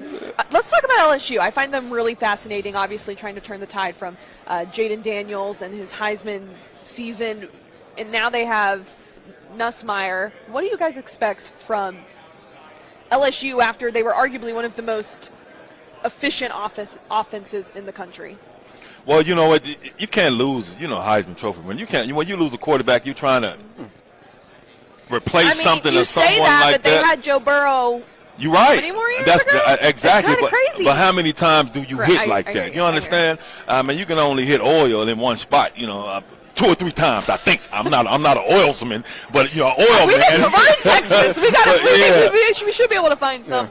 But you with the plethora of talent in Louisiana and what they have to pull from, you can never count LSU out, especially with all the players that want to go play there. And like I said, you can never count them out for anything. So you always expect them to replace, but we have to go back to, what are the expectations for what are the expectations now for LSU? Yeah, well, you mentioned, I guess, another generational talent at quarterback. Mm-hmm. Well, I just looked back at Clemson a couple of years ago. When they had Deshaun Watson, then here comes Trevor Lawrence. Each one of them won a national championship, and both of them, they were surrounded by mega talent. So if you've got all that going for you, then it's like, hey, let's get something done. We only have so much time left. Very quickly, give me who wins the SEC championship and your dark horse. I'll let you go first, Rick. Yeah. Okay, well, I'll go with Georgia winning the SEC championship, and the dark horse, I'll go with Missouri. Oh, that's great. That's- 11-2 season last. Yeah. They beat Ohio State. Yeah. That's who I was going to say. I mean, that's. Oh. But hey, great minds think. Well, I'm alike. going with Georgia. My dark horse is it's not South Carolina. You can wrap it up. All right. Thank you. That does it for your Media Day craze. Oh, man. Join us throughout the rest of the week. Have a good day.